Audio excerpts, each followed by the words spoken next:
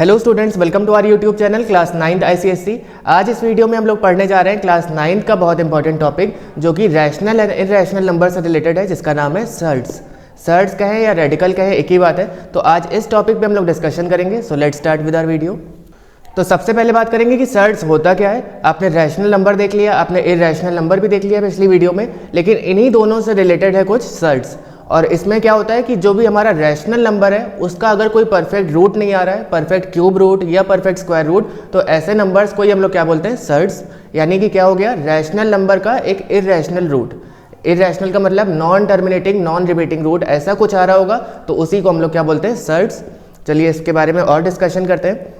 तो चलिए इसको एक एग्जाम्पल से देखते हैं। आपको पता है रूट 64 जो होता है वो क्या होगा, रूट के अंदर 8 × 8 यानी कि क्या आ जाएगा, 8 के बराबर। तो आप देख रहे हैं यहाँ पे 64 एक रैशनल नंबर है और इसका रूट निकाला तो 8 आया, यानी कि 8 एक आपको पता ही है कि परफेक्ट स्क्वायर होता है 64। तो इसका मतलब क्या हो गया कि आपको रैशनल नंबर ही मिला है।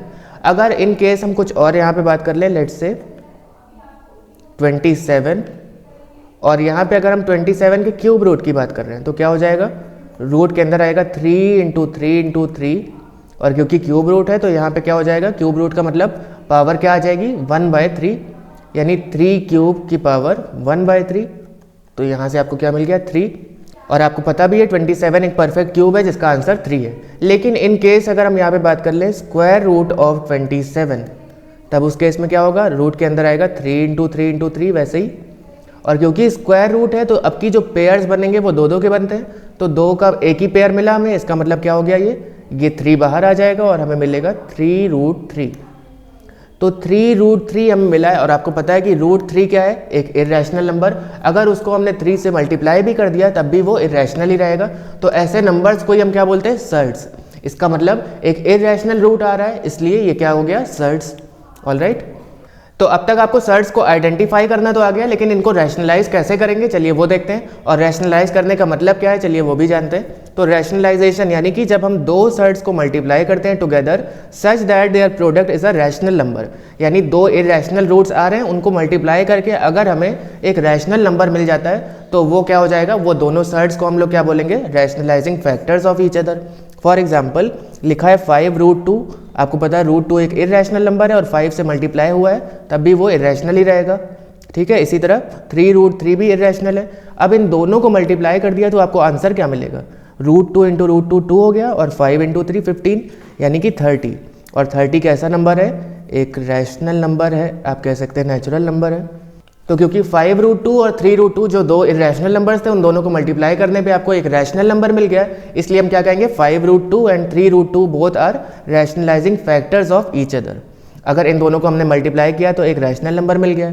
अब इसी प्रोसेस को क्या किया जाता है, इस प्रोसेस को बोला क्या जाता है, रैशनलाइजेशन। तो चलिए अब इसी पे बेस्ड कुछ और क्वेश्चंस लगाएंगे, लेकिन उससे पहले एक और एग्जांपल देख लीजिए।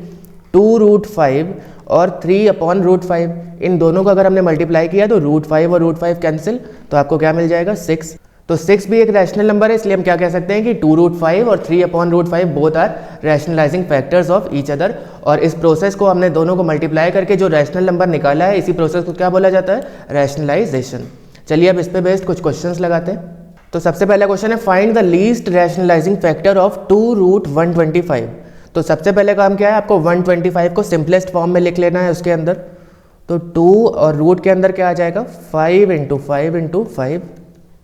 अब क्योंकि यहाँ पे स्क्वायर रूट की बात हो रही है तो एक पेयर जो बन रहा है वो बाहर आके सिंगल ट्रीट किया जाएगा, यानी 2 × 5√5 इसको बोला जा सकता है, या फिर इसको 10 × √5 भी बोला जा सकता है। तो ये कैसा नंबर है, एक इरैशनल नंबर। अगर इसको रैशनल बनाना है तो हमें क्या करना होगा, रैशनलाइजिंग फैक्टर से मल्टीप्लाई करना होगा। और इसके लिए क्या करना है, आपको √5 को हटाना है। तो √5 को हटाने के लिए आप क्या करेंगे, √5 से मल्टीप्लाई कर देंगे। तो ये हो गया 10 × 5 दैट इज 50। तो 50 आपको रैशनल नंबर मिल गया है। तो ये प्रोसेस जो हमने किया है इसको क्या बोलते हैं, रैशनलाइजेशन। और पूछा क्या था, find the least rationalising factor. तो हमने किस नंबर से मल्टीप्लाई किया है कि हमें 50 मिल गया है, √5 से। तो √5 is the least rationalising factor of 2√125। Alright. तो इसी में नेक्स्ट कॉन्सेप्ट है आपका रैशनलाइजिंग डिनोमिनेटर्स। अब इस बार आपको क्या करना है कि पूरा रैशनल नंबर आपको नहीं बनाना है, केवल आपको डिनोमिनेटर से इरैशनल नंबर को हटाना होगा। और उसके लिए आप क्या करेंगे, देखिए 1/3 माइनस रूट 7 ये क्वेश्चन है आपका। तो इसके लिए आपको क्या करना है, न्यूमरेटर और डिनोमिनेटर में दोनों को हम कॉन्जुगेट से मल्टीप्लाई करेंगे, न्यूमरेटर को भी और डिनोमिनेटर को भी। अब कॉन्जुगेट का मतलब क्या हुआ, 1/3 माइनस रूट 7, इसका अपोजिट क्या हो जाएगा, इसका कॉन्जुगेट का मतलब कि यहाँ पे साइन अपोजिट हो जाएगा, यानी 3 प्लस रूट 7 से हमें ऊपर और नीचे मल्टीप्लाई करना है, ताकि जो नीचे डिनोमिनेटर वाला पार्ट है वो नंबर आपका रैशनल नंबर आ जाए, वहाँ से मतलब रूट वाला टर्म हट जाए। इसका मतलब 3 प्लस रूट 7 से ऊपर नीचे हमने मल्टीप्लाई किया। और ऐसा करते क्यों हैं, क्योंकि नीचे देखिए एक फॉर्मेट बनेगा a प्लस बी और a माइनस बी वाला, जो कि होता है a square minus b square, और वहाँ से आपका नीचे का रूट हट जाएगा। तो ऊपर क्या आ गया 3 प्लस रूट 7 और नीचे आ जाएगा a plus b a minus b से a square minus b square. तो ऊपर आ गया 3 प्लस रूट 7 और नीचे क्या आ जाएगा 9 माइनस 7, और 9 माइनस 7 2 होता है, तो यानी कि 3 प्लस रूट 7/2। ये आपका इसका आंसर है। आपको क्या करना है, सिंपली रैशनलाइज करना है डिनोमिनेटर को, ऊपर भले रूट 7 आ रहा है तो वो चलेगा, ठीक है। चलिए नेक्स्ट क्वेश्चन देखते हैं। अगर आप ट्राई कर पा रहे हैं तो वीडियो पॉज करके इसको ट्राई कीजिए। 3 माइनस रूट 3 प्लस रूट 2। तो हमें क्या करना है, root 3 minus root 2 upon root 3 plus root 2, ये लिख दिया। अब डिनोमिनेटर को हमें क्योंकि रैशनलाइज करना है, इसलिए डिनोमिनेटर का जस्ट अपोजिट साइन वाला ऊपर और नीचे से मल्टीप्लाई कर देंगे, यानी root 3 minus root 2 upon root 3 minus root 2। All right, तो ऊपर क्या आ जाएगा रूट 3 माइनस रूट 2 का होल स्क्वायर, और नीचे क्या आ जाएगा रूट 3 का स्क्वायर माइनस रूट 2 का स्क्वायर। ऊपर आप देख रहे हैं दोनों टर्म क्योंकि रिपीट हो रहे हैं तो वो a माइनस बी का होल स्क्वायर बन रहा है। क्या हो जाएगा a स्क्वायर यानी कि रूट 3 का स्क्वायर 3 हो गया, प्लस b स्क्वायर यानी रूट 2 का स्क्वायर क्या हो गया 2, माइनस 2ab यानी minus 2 into root 3 into root 2, और नीचे क्या आ जाएगा 3 माइनस 2। तो ऊपर आ गया 3 plus 2 5 minus 2 into root 3 into root 2 को हम लोग क्या बोल सकते हैं रूट 6, और नीचे आ गया 1। तो फाइनली आपका आंसर है 5 माइनस 2 रूट 6। ऑल राइट, तो ये रैशनलाइज हो चुका है क्योंकि डिनोमिनेटर से आपका इरैशनल नंबर हट गया है, ठीक है। तो अगला क्वेश्चन है find the values of a and b। आपको यहाँ पे एक इक्वेशन गिवन है और दोनों तरफ आपको कुछ इक्वेशन में रूट के टर्म्स भी दिख रहे हैं। अब आपको क्या करना है, इस LHS वाली इक्वेशन को रैशनलाइज करके आपको इसको कंपेयर करना है दूसरे राइट हैंड साइड वाले से, और a और b की वैल्यू बतानी है। चलिए सबसे पहले इसको रैशनलाइज करते हैं। 2 root 3 plus 3 root 2 upon 2 root 3 minus 3 root 2। क्या करेंगे, डिनोमिनेटर का जस्ट अपोजिट साइन वाला ऊपर मल्टीप्लाई कर दिया, तो क्या हो जाएगा 2 into root 3 plus 3 root 2 upon 2 root 3 plus 3 root 2। All right, ऊपर क्या आ जाएगा 2 रूट 3 प्लस 3 रूट 2 का होल स्क्वायर, क्योंकि दो टर्म्स आपको दिख रहे हैं ऊपर, a plus b into a plus b क्या हो जाएगा a प्लस बी का होल स्क्वायर, और नीचे क्या आ जाएगा a plus b a minus b से a square minus b square, यानी 2 रूट 3 का होल स्क्वायर माइनस 3 रूट 2 का होल स्क्वायर। ऑल राइट, तो ऊपर देखते हैं सबसे पहले a प्लस बी का होल स्क्वायर लगाएंगे तो 2 root 3 whole square plus 3 root 2 whole square plus 2 into 2 root 3 into 3 root 2। 2 का स्क्वायर 4 हो जाएगा और रूट 3 का स्क्वायर 3 हो जाएगा, यानी 4 इंटू 3 दैट इज 12। और इसी तरह 3 का स्क्वायर हो गया 9 और रूट 2 का स्क्वायर 2, तो 9 2 ज़ा 18। नीचे क्या आ गया आपका 12 माइनस 18 दैट इज माइनस 6। चलिए ऊपर वाले को सॉल्व करेंगे तो क्या हो जाएगा 2 का स्क्वायर इंटू रूट 3 का स्क्वायर, 2 का स्क्वायर इंटू रूट 3 का स्क्वायर, यानी कि फिर से आपको क्या मिलेगा 12, और अगला टर्म क्या मिल जाएगा प्लस का 18, क्योंकि 3 का स्क्वायर 9 और रूट 2 का स्क्वायर 2 हो गया, 9 इंटू 2 इज 18, और फिर मिल जाएगा 2 इंटू 2 4 3 ज़ा 12, यानी 12 into root 6, root 3 into root 2 क्या हो गया रूट 6, और नीचे क्या मिलेगा आपको माइनस का 6। तो आ गया ये 30 plus 12 root 6 upon minus 6।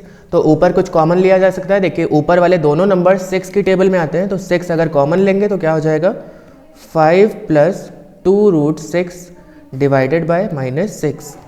All right, तो क्या हो जाएगा ये 6 और 6 कैंसिल, -1 बचेगा, यानी कि -5 -2√6। ये आपका इसका आंसर आ गया रैशनलाइज करने के बाद कंप्लीटली। अब आपको क्या करना है, इसको कंपेयर करना है जो आपको इक्वेशन गिवन है राइट हैंड साइड पे, यानी a + b√6, इससे कंपेयर करते हैं। चलिए, तो a = -5 आ गया और b√6 = -2√6। तो यहाँ से b की वैल्यू क्या आ गई, -2। That is a = -5 and b = -2 आ गया आपका। यही दोनों वैल्यूज आपको बतानी थी आंसर में। ऑलराइट, तो अगला क्वेश्चन है, if x = 2 - √3 find the value of x - 1/x whole cube. अब ऐसे क्वेश्चन में हम क्या करेंगे, देखिए आपको यहाँ पे x तो गिवन है लेकिन 1/x नहीं गिवन है। तो चलिए सबसे पहले तो 1/x निकाल लेते हैं, जो कि होगा 1/2 - √3। और क्योंकि डिनोमिनेटर को रैशनलाइज करना होता है तो क्या हो जाएगा 2 + √3 2 + √3, ये हम कर देंगे। दैट इज 2 + √3 आपको ऊपर मिल गया और नीचे क्या आ जाएगा a - b, a + b से a² - b², यानी कि 2 का स्क्वायर -√3 का स्क्वायर। ऑलराइट, तो क्या हो गया 2 + √3 4 - 3 हो जाएगा, यानी कि 1, तो वो लिखने की भी ज़रूरत नहीं है। तो 1/x क्या मिल गया आपको 2 + √3। तो चलिए अब सबसे पहले तो x - 1/x निकाल लेते हैं।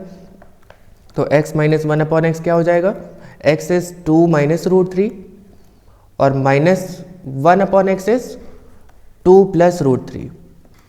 ब्रैकेट ओपन करेंगे तो 2 और 2 कैंसिल हो गया, आपको क्या मिलेगा -√3 - √3, दैट इज -2√3।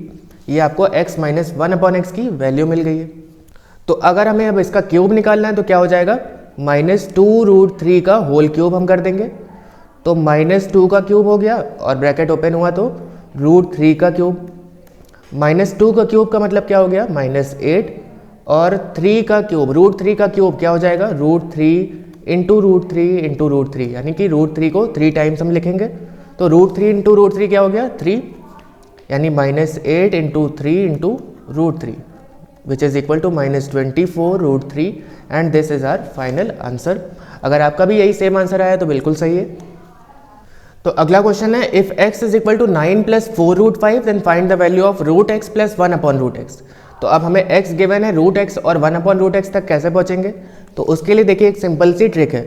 तो x जो आपको गिवन है 9 + 4√5, तो आपको क्या करना है यहाँ पे सिंपली इसका परफेक्ट स्क्वायर बनाना होगा। तो उसके लिए आप क्या करेंगे, लेट्स से अगर ये √5 a के बराबर है तो जो ये वाला टर्म होगा वो कैसे आया होगा 2ab से, क्योंकि आपका जो फॉर्मूला होता है a + b का होल स्क्वायर वो क्या होता है a² + b² + 2ab। तो 2ab में हमने मान लिया है कि वो बराबर है 4√5 के, जिसमें कि √5 को हमने a लेट कर लिया है। तो 2b क्या हो जाएगा 4 के बराबर, क्योंकि हमने a को क्या मान लिया √5 के बराबर। तो 2b will be equal to 4, यानी कि b will be equal to 2। तो आपको क्या मिल गया a की वैल्यू √5 और b 2 के बराबर। तो अगर हम इसको स्प्लिट करें तो ये क्या हो जाएगा 2 क्योंकि 2ab होता है, यानी 2 a that is √5 × b that is 2। तो अगर 2ab a आया है तो a और b क्या होगा, a और b भी यहीं से हम निकाल लेंगे। a विल बी √5 और क्योंकि a का स्क्वायर होता है तो √5 का स्क्वायर हमने लिख दिया और फिर 2 का स्क्वायर, क्योंकि b का स्क्वायर क्या हो जाएगा 2 का स्क्वायर। तो अब आपको ये क्या मिल गया √5 का स्क्वायर 5 के बराबर, 2 का स्क्वायर 4 के बराबर, और ये फिर से आप देखेंगे तो क्या आ जाएगा 4√5, यानी कि फिर से आ गया 9 + 4√5। इसका मतलब 9 + 4√5 को हमने सही स्प्लिट किया, यानी कि इसको क्या लिखा जा सकता है x will be equal to √5, इस वाली इक्वेशन से देखिए √5 + 2 का होल स्क्वायर।